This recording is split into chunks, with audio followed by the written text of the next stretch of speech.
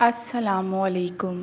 رابیل کی ڈائری میں اپنے تمام سننے والوں کو خوش آمدید۔ جیسا کہ آپ سب لوگ جانتے ہیں، درود پاک پڑھنے سے بے شمار رحمتیں برکتیں نازل ہوتی ہیں۔ آئیے ایک بار خلوص سے عاجزی سے درود پاک پڑھ لیتے ہیں۔ صلی اللہ علی محمد صلی اللہ علیہ وآلہ وسلم۔ عزیز ویورز، اپنی زندگی میں ہم اپنے جتنے دل راضی کریں، خوش کریں گے، اتنے ہی ہماری قبر میں روشنی ہوگی، اتنے ہی ستارے ہماری زندگی کو روشن کریں گے۔ ہمارے اعمال، ہماری زندگی، ہماری قبر کو خوشبودار بناتے ہیں۔ حدیث پاک میں آتا ہے، کسی کے دل کو خوش کرنا 60 سال کی نفلی عبادت سے بہتر ہے۔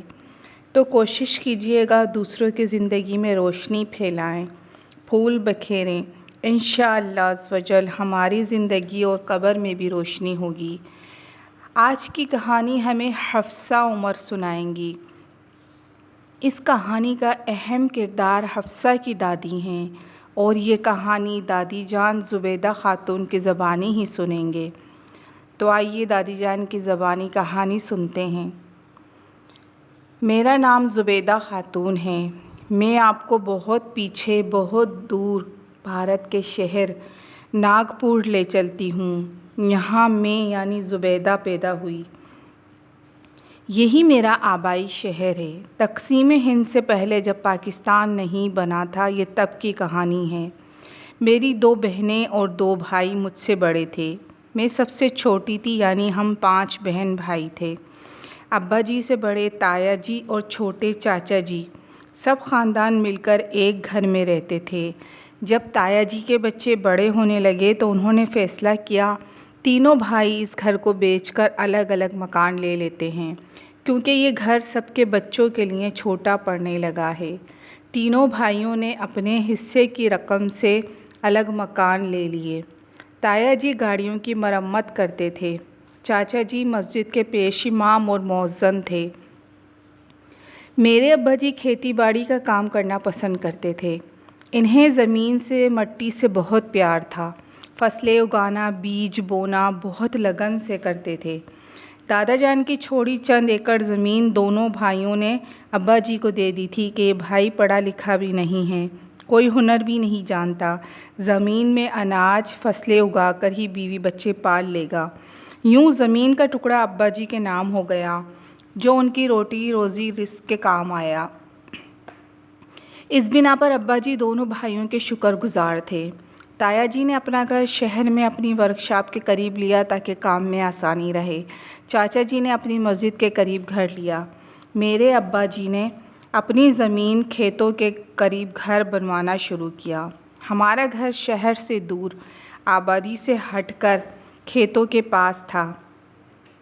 ارد گرد کا گھر لوگ ایسے نہیں تھے کہ جو بیچارے ابا جی کی طرح کھیتی باڑی کر کے پیٹ پالتے تھے۔ آس پاس ایسے ہی چند فیملیز رہتی تھیں۔ میں سب سے چھوٹی ہونے کی بنا پر ہر جگہ ابا جی کے ساتھ جاتی تھی۔ میری عمر 12 سال ہو چکی تھی۔ اس وقت کے لحاظ سے ہم بہت اچھی زندگی گزار رہے تھے۔ ایک دیہاتی سا زندگی، سادہ لوگ، سادہ کھانا پینا، صبر شکر سے کھا کر سو جانا، بے فکری ہی بے فکری تھی۔ 1 سال تک ہم لوگ بہت سکون اور اطمینان سے نئے گھر میں رہے۔ ایک دن جب ابا کھیتوں سے گھر آئے، ان کے ساتھ میری یا مجھ سے 2 سال بڑی عمر کی لڑکی تھی، جس نے کالے رنگ کا لہنگا چولی پہنا ہوا تھا۔ ماتھے پر بندیا ہندو ہونے کا اشارہ کر رہی تھی۔ سانولی سلونی معمولی نقوش کی دبلی پتلی لڑکی، جسے دیکھ کر سب ابا سے پوچھنے لگے، یہ کون ہے؟ یہ شانتی ہے، اب یہ ہمارے گھر میں رہے گی، ابا جی نے بتایا۔ مگر کیوں، اس کا گھر کہاں ہے؟ اور یہ تو ہندو دھرم کی لگ رہی ہے، اماں نے پوچھا۔ یہ کھیتوں میں بے ہوش پڑی تھی، میں اسے ہوش میں لایا۔ اس نے بتایا، یہ شانتی ہے، ماں باپ بچپن میں مر گئے تھے، چاچا چاچی نے پالا ہے۔ چاچا کے اپنے 6 بچے ہیں۔ چاچا بہت اچھا ہے، لیکن چاچی بہت ظالم عورت تھی۔ سارے گھر کے کام کراتی، مارتی، کھانے کو بھی نہیں دیتی، ایک ٹائم روٹی دیتی، سارا دن بھوکا رہنا پڑتا۔ ایک دن چاچا مزدوری پر گیا تو چاچی نے اسے مار پیٹ کر اپنے بھائی کے ساتھ کھیتوں میں پھینک دیا کہ واپس مت آنا اور چاچا کو کچھ نہیں بتانا ورنہ جان سے مار دوں گی، اب یہ کہیں نہیں جا سکتی۔ لیکن آپ یہ سوچو، ہم مسلم ہیں، ہمارے اپنے طور طریقے ہیں، ان کا دھرم الگ ہے، دو الگ ذاتیں کیسے ایک ساتھ رہیں گی؟ اماں نے اعتراض کیا۔ ارے نیک بخت، ابھی اسے گھر میں ایک کونا دے دے، انسانیت سے بڑی کوئی ذات دھرم نہیں ہوتا، یہ بھوکی مر جائے گی۔ جب میں شہر جاؤں گا پرانے محلے میں اپنے لنگوٹیے یار رامو سے ملوں گا، اسے کہوں گا تمہاری ذات برادری میں اگر کسی کے اولاد نہیں ہے تو اس یتیم بچی کو دے دے۔ ابا نے فیصلہ کر لیا۔ اس وقت ہندو مسلم نفرتیں نہیں پھیلی تھیں، ہمارے پرانے محلے میں سارے ہندو مسلم مل کر تہوار مناتے، ایک دوسرے کے گھر آتے جاتے، مل کر کھاتے پیتے تھے۔ رامو کاکا بھی ابا کے بچپن کے ہندو دوست تھے، لیکن سگے بھائیوں سے بڑھ کر ایک دوسرے سے محبت کرتے تھے۔ ابا کے ساتھ اماں بھی نرم مزاج کی تھیں، خاموشی سے شانتی کو صحن میں لگے نل سے ہاتھ منہ دھلوانے لگیں۔ شانتی خاموش مزاج، گونگی کہوں تو بہتر رہے گا، لڑکی تھی، چپ چاپ جو اماں دیتی ہیں کونے میں بیٹھ کر کھا لیتی۔ اماں نے میرے پرانے کپڑے اسے دے دیے، اس نے خاموشی سے پہن لیے، ہر وقت صحن میں نیم کے درخت میں بندھے جھولے پر جھولتی رہتی۔ اس کے پاس ایک پیلے رنگ کی موٹے دانوں والی تسبیح تھی، کبھی جھولے پر بیٹھتی آنکھیں بند کیے نہ جانے کیا پڑھتی رہتی۔ اماں نے اس کا بستر ہم تینوں بہنوں کے کمروں میں لگا دیا، ایک کمرے میں ہم چاروں کے پلنگ تھے۔ اماں اس سے کوئی کام نہیں کراتی تھی، وہ خود بھی ہر چیز سے دور رہتی، واحد جھاڑو کا کام ایسا تھا جو وہ مجھ سے لے کر خاموشی سے دے دیتی۔ وہ اکثر رات گئے بھی جھولی پر بیٹھی تسبیح کے دانوں پر کچھ پڑھتی، مجھے وہ شروع سے مشکوک لگتی تھی۔ ایک دن میں نے اس سے پوچھا، وہ ان دانوں پر کیا پڑھتی ہے؟ وہ کہنے لگی، جیسے آپ لوگ تسبیح پر اللہ کا ذکر کرتے ہو، میں بھی اپنی تسبیح پر بھگوان کی پوجا کرتی ہوں۔ سخت سردیوں میں ایک رات ہم چاروں لڑکیاں ایک کمرے میں سو رہی تھیں۔ رات کے کسی پہر میری آنکھ کھلی، میری دونوں بہنیں میرے دائیں بائیں پلنگ پر سو رہی تھیں، شانتی کا بستر خالی تھا۔ اتنی سردی میں یہ کہاں گئی؟ میں یہ سوچ کر سونے لگی۔ کافی دیر تک مجھے نیند نہیں آئی، شانتی ابھی تک نہیں آئی تھی، مجھے بے چینی سی ہوئی۔ میں اٹھ کر کمرے سے باہر آئی، میں نے دیکھا وہ صحن میں درخت کے نیچے بیٹھی تھی، اس کے سارے بال کھلے ہوئے تھے، پیلی تسبیح پر خوب ہل ہل کر کچھ پڑھ رہی تھی۔ مجھے بہت حیرت ہوئی، میں نے کہا، شانتی کیا کر رہی ہو اتنی رات کو؟ میری آواز پر وہ بے ساختہ گھومی، اس کی آنکھیں سرخ انگارہ ہو رہی تھیں، ہونٹوں پر خون لگا تھا یا شاید لپسٹک ہو، میں اندھیرے میں سمجھ نہیں پائی۔ ایک سیکنڈ اس نے مجھے دیکھا اور دوبارہ مڑ کر کہا، تم اندر جاؤ، میں آ رہی ہوں۔ مگر تم کیا کر رہی ہو؟ میرا تجسس برقرار تھا۔ تم سیدھی اندر جاؤ، کہا نا میں آ رہی ہوں۔ اس کی آواز میں سختی اور گراہٹ تھی۔ میں تیزی سے بھاگ کر کمرے میں چلی گئی، ایک خوف کی لہر میرے اندر دوڑ گئی۔ حالانکہ میں کوئی ڈرپوک، بزدل اور کمزور لڑکی نہیں تھی، بچپن سے ابا کے ساتھ کھیتوں پہ آتے جاتے خوف میرے اندر سے ختم ہو گیا تھا۔ تقریباً 5 منٹ بعد وہ کمرے میں آئی تو نارمل تھی، نہ آنکھیں لال تھیں، نہ منہ پر خون لگا تھا، بال بھی چوٹی کی صورت بندھے تھے۔ میں آنکھیں پھاڑے اسے دیکھ رہی تھی۔ کیا دیکھ رہی ہو؟ آج صبح میں نے پوجا نہیں کی تھی، یہ تسبیح مجھے روز پڑھنی ہوتی ہے، مجھے نیند نہیں آ رہی تھی، سوچا ابھی پڑھ لوں، اسی لیے چلی گئی۔ چلو تم بھی سو جاؤ، صبح نماز کے لیے اٹھتی ہو نا۔ وہ جلدی سے بول کر چادر اوڑھ کر سو گئی۔ میں اندھیرے میں آنکھیں پھاڑے سوچتی رہی، وہ سچ کہہ رہی ہے یا جھوٹ؟ لیکن تسبیح تو وہ روز پڑھتی ہے، شاید سچ کہہ رہی ہو۔ لیکن باہر اس کا چہرہ الگ تھا، بال بھی کھلے تھے، کمرے میں دوسرا کوئی چیز تھی جو مجھے چبھ رہی تھی، شک میں ڈال رہی تھی۔ انہی باتوں کو سوچتی میں سو گئی۔ صبح فجر کی نماز میں خود ہی اٹھ گئی۔ بچپن میں بہت بیمار رہتی تھی، میرے چاچا جی نے ایک تعویذ چمڑے میں سلوا کر میرے گلے میں ڈالا تھا، اس کی برکت سے میں ہمیشہ ٹھیک رہی، غیر مرئی چیزیں کبھی مجھ پر حملہ آور نہیں ہوئیں۔ 2-3 دن آرام سے نکل گئے۔ ایک رات پھر آنکھ ہلکے سے شور سے کھلی، جیسے کوئی کٹر کٹر کچھ چبا رہا ہو۔ میں گہری نیند میں تھی، پھر بھی کسی احساس نے مجھے نیند سے باہر لا پھینکا۔ بستر پر لیٹے لیٹے میں نے سب کے پلنگ کی طرف دیکھا، شانتی کا بستر خالی تھا، وہ میری سب سے بڑی بہن زینب آپا کے بستر کے پاس کھڑی تھی۔ میں چونک کر کھڑی ہو گئی۔ شانتی کیا کر رہی ہو؟ میں نے پوچھا۔ اس نے چونک کر دیکھا، آج بھی اس کی آنکھیں سرخ انگارہ تھیں، ہونٹوں پر خون لگا تھا اور بال بکھرے تھے۔ ایک سیکنڈ میں وہ میری طرف بڑھی تو سب نارمل تھا، نہ اس کی آنکھیں لال تھیں، نہ ہونٹوں پر خون، نہ بال کھلے، سر پر بالوں کی چوٹی بندھی تھی۔ تم اتنی حیرت سے کیا دیکھ رہی ہو؟ میں باہر پیشاب کرنے جا رہی تھی۔ وہ اتنی معصومیت سے بولی، میں اگلا سوال نہ کر سکی۔ لیکن جس روپ میں اسے دیکھ چکی تھی وہ کیا تھا، میرا وہم یا کچھ اور؟ زبیدہ جاؤ، سو جاؤ۔ اس نے آگے بڑھ کر میرے کندھے پر ہاتھ رکھنا چاہا تو اس کی انگلیاں میرے گلے میں پڑے تعویذ کی ڈوری پر لگیں۔ وہ ایک زوردار چیخ مار کر دور ہٹ گئی۔ چیخ کی آواز سے میری دونوں بہنیں جاگ گئیں۔ کیا ہوا؟ تم دونوں اتنی رات کو کیا کر رہی ہو؟ زینب باجی نے پوچھا۔ شانتی بولی، میں پیشاب کرنے جا رہی تھی۔ زبیدہ مجھے دیکھ کر ڈر گئی، اس لیے چلی میری باجی لوگ مطمئن ہو کر سو گئیں۔ میں کروٹ بدلتی رہی۔ ایسا کیا تھا جو وہ میرے قریب آنے سے چیخ اٹھی؟ اور وہ تو زینب باجی کے سرہانے کھڑی تھی۔ کیا وہ جھوٹ بول رہی تھی یا پھر میرا وہم تھا؟ میں سوچتے سوچتے سو گئی۔ صبح ابا نے بتایا، شہر سے خبر آئی ہے، میرے تایا جی کی طبیعت بہت خراب ہے، میں انہیں دیکھنے جا رہا ہوں۔ ابا، میں بھی تمہارے ساتھ چلوں گی، میں خوش ہو کر بولی۔ تایا کی بیٹی حمیرہ سے میری بہت دوستی تھی، جانے کی خوشی میں رات کا واقعہ بھول گئی۔ ابا جی تو ایک رات رک کر واپس آ گئے۔ تائی جی نے مجھے روک لیا کہ حمیرہ کے ساتھ مل کر گھر سنبھال لے گی۔ وہ تایا کے پاس رہتی تھی جو بیماری کے باعث بہت کمزور اور چڑچڑے ہو رہے تھے۔ میں خوشی سے تایا کے گھر رہنے لگی۔ تایا جی کو کینسر ہو گیا تو مجھے مزید رکنا پڑا۔ اس دوران ایک بار ابا جی مجھے لینے بھی آئے، لیکن تائی جی نے منع کر دیا۔ ابا نے بتایا، زینب کی طبیعت بہت خراب ہو رہی ہے، بخار اترنے کا نام نہیں لے رہا، پیلی زرد ہو رہی ہے جیسے خون ہی ختم ہو گیا ہو، ہڈیوں کا ڈھانچہ بنتی جا رہی ہے، اب اسے شہر کے ڈاکٹر کو دکھاؤں گا۔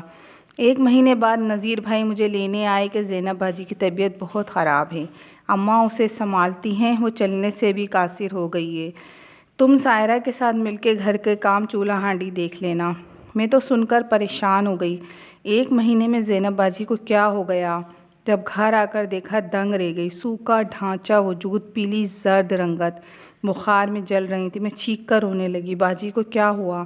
اماں نے بتایا، فصلوں کی کٹائی کا موسم ہے، ابا کے ہاتھ پیسے آ جائیں گے تو وہ شہر لے جا کر اسے دکھائیں گے۔ میں نے باجی کو بہت پکارا، باتیں کی، وہ نیم بے ہوش سی پڑی رہیں۔ شانتی حسب عادت نیم کے جھولے پر بیٹھی تسبیح پڑھ رہی تھی۔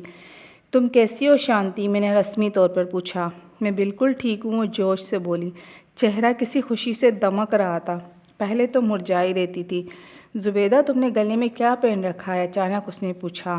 یہ ہمارا قرآن پاک کی آیتوں کا تعویذ ہے، میں جواب دیتی اندر آ گئی۔ اسی شام زینب باجی کی طبیعت اتنی خراب ہوئی، ان کا سانس اکھڑ گیا، بس وہ ایک ٹک شانتی کی طرف دیکھ رہی تھیں۔ مجھے لگا کچھ بولنا چاہ رہی ہیں لیکن بول نہ پائیں، ان کا دم نکل گیا۔ غسل دینے والی عورتیں بتا رہی تھیں زینب کی گردن پر عجیب سے نشان تھے جیسے دانت گڑے ہوں۔ انہیں دفنا دیا گیا۔ وقت کے ساتھ سب انہیں بھول گئے، لیکن میں ہر رات ہر دن انہیں یاد کر کے جیتی تھی۔ وہ میرا بہت خیال رکھتی تھیں۔ زینب باجی کے انتقال کے تقریباً 2 مہینے بعد ایک رات پھر میری آنکھ کھل گئی۔ میں نے دیکھا شانتی اپنے بستر سے دبے پاؤں نکل کر باہر جا رہی ہے۔ میں خاموشی سے اس کے پیچھے آ گئی۔ دیکھا وہ برابر والے ابا اور اماں کے کمرے میں نذیر بھائی کے بستر کے پاس کھڑی تھی۔ کیا ہوا شانتی، یہاں کیا کرنے آئی ہو؟ میں نے تیزی سے پوچھا۔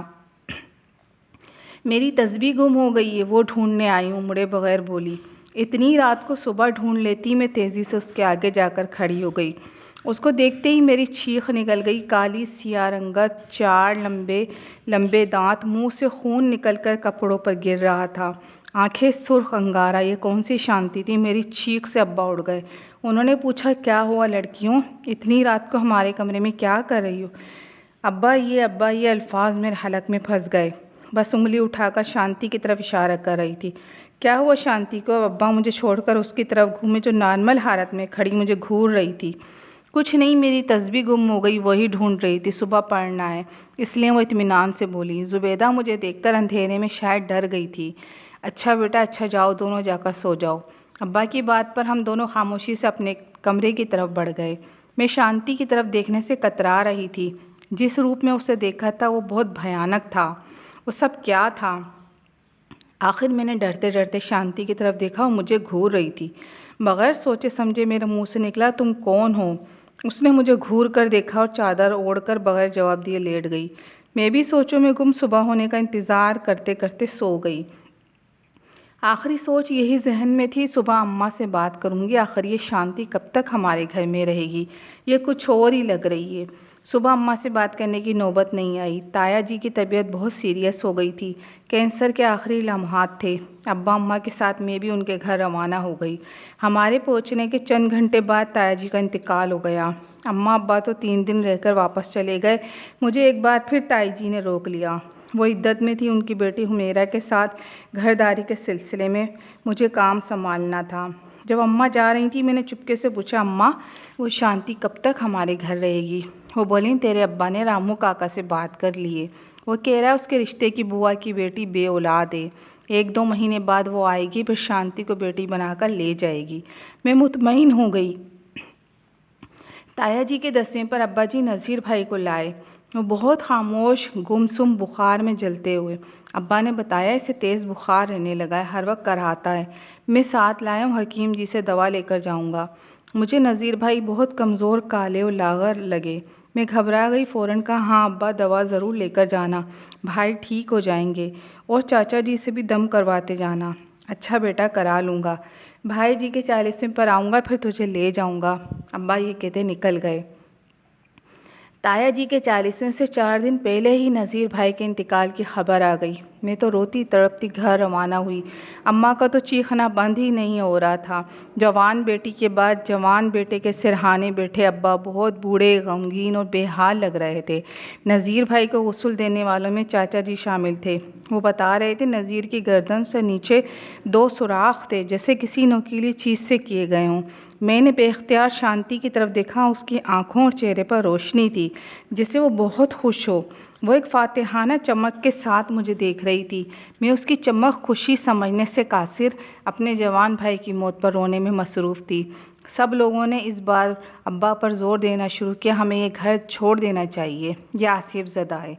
پہلے زینب باجی، پھر نذیر بھائی چلے گئے۔ ابا اس بات کو ماننے پر راضی نہیں تھے، پر اماں باضد تھیں، گھر بیچ کر کسی آباد علاقے میں گھر لیں گے۔ نذیر بھائی کی تعزیت کرنے رامو کاکا آئے تو ان کے ساتھ ان کی بوا کی بیٹی بھی تھی، جسے شانتی کو دینے کا فیصلہ کیا گیا تھا۔ ابا نے شانتی کو بٹھا کر کہا، بیٹا تم میرے گھر میں 4 سال رہی ہو، لیکن تمہارا دھرم ہم سے الگ ہے، تم ہمارے گھر میں اپنے مذہب کے مطابق زندگی نہیں گزار سکتی، اپنے مذہب کے لحاظ سے کپڑے، کھانا پینا نہیں کر سکتی، پوجا نہیں کر سکتی، مندر نہیں جا سکتی۔ یہ رامو کی بوا کی بیٹی ہے، اس کی اولاد نہیں ہے، تمہارے دھرم کی بھی ہے، تمہیں بیٹی بنا کر لے جانے پر راضی ہے، اس کے گھر تم اپنی مرضی کے دھرم کے مطابق زندگی گزار سکتی ہو، پوجا پاٹ کر سکتی ہو۔ شانتی نے بغیر کسی تاثر کے جانے کے لیے ہاں کر دی۔ اچانک موسم بدلا، تیز ہوائیں چلنے کے بعد بارش شروع ہو گئی۔ ابا کی رامو کاکا سے بچپن کی دوستی تھی۔ ابا نے کہا، اتنے خراب موسم میں تمہیں جانے نہیں دوں گا، رات میرے پاس گزارو، صبح چلے جانا۔ راستہ بھی کچا تھا۔ ویسے بھی رامو کاکا کا اور ابا مذہب کو پیچھے چھوڑ کر بیچ میں لائے بغیر ایک دوسرے سے محبت کرتے تھے۔ رامو کاکا ہمارے گھر رات رکنے پر راضی ہو گئے۔ رات کے کسی پہر میری آنکھ کھلی، کسی انہونی کے احساس سے دل دھڑک رہا تھا۔ میں بے اختیار اٹھ کر بیٹھ گئی۔ شانتی کا بستر خالی تھا۔ میں فوراً بھاگ کر باہر گئی۔ صحن کے کونے میں کھڑا نیم کا درخت، اس کے جھولے پر جھولتی شانتی مجھے نظر آ گئی۔ میں نے بے اختیار پکارا، شانتی! آپ یقین کریں یا نہ کریں، وہ منظر میں مرتے دم تک نہیں بھول سکتی۔ وہ بھیانک روپ والی شانتی ہی تھی۔ دونوں ہاتھوں میں پکڑ کر جو وہ کھا رہی تھی، وہ زینب باجی کا سر تھا۔ جی ہاں، میری مری ہوئی بہن کا سر، جسے وہ مزے سے چٹخارے لے کر کھا رہی تھی۔ میرے دیکھتے ہی دیکھتے اس نے وہ سر ہوا میں اچھال دیا۔ اب اس کے ہاتھوں میں دوسرا سر تھا، نذیر بھائی، میرے فوت شدہ بھائی کا سر، جسے وہ نوچ کر کھا رہی تھی۔ سرخ انگارہ آنکھیں، کالی کلوٹی رنگت، خون میں بھرا چہرہ، خون سے سارے کپڑے بھی لال ہو رہے تھے، سر سے پیر تک لمبے سیاہ بال۔ وہ بہت بھیانک لگ رہی تھی۔ میرے جسم پر لرزہ طاری ہو رہا تھا، زبان تالو سے لگ گئی، میں بولنے، ہلنے، جھلنے کی صلاحیت کھو چکی تھی۔ میرے پیر زمین نے پکڑ لیے۔ اس نے انگلی سے میری طرف اشارہ کر کے کہا، تیری قسمت بہت اچھی ہے، اس تعویذ نے تجھے بچا لیا، ورنہ آج تیرا خون پیتی، تیرا گوشت کھاتی۔ وہ بے ہنگم کہکے لگاتی تیز تیز جھول رہی تھی، پوری طاقت سے چیخنے کی کوشش کرتے آخر میرے حلق سے چیخ نکل ہی گئی۔ پھر میں لگاتار چیختی چلی گئی جب تک سارے گھر والے پہنچے۔ میں بے ہوش ہو کر گر چکی تھی۔ ہوش میں آنے کے بعد سب کو میں نے شانتی کی حقیقت بتائی۔ سب خوفزدہ ہو گئے۔ پورے گھر میں ڈھونڈنے کے باوجود شانتی کہیں نہیں ملی، وہ غائب ہو چکی تھی۔ صبح سب لوگ ہم تایا جی کے گھر چلے گئے۔ ابا جی نے وہ مکان بیچ دیا، ہم نے شہر میں نیا گھر لے کر زندگی کی شروعات کی، اور وقت کے ساتھ ہم شانتی کے بھوت سے چھٹکارا پانے میں کامیاب ہو گئے۔ عزیز ویورز، کہانی پر کمنٹس کر کے رائے کا اظہار ضرور کیجیے گا۔ چینل کو سبسکرائب کر لیجیے اور لائک اور شیئر کرنا مت بھولیے گا۔ اللہ حافظ۔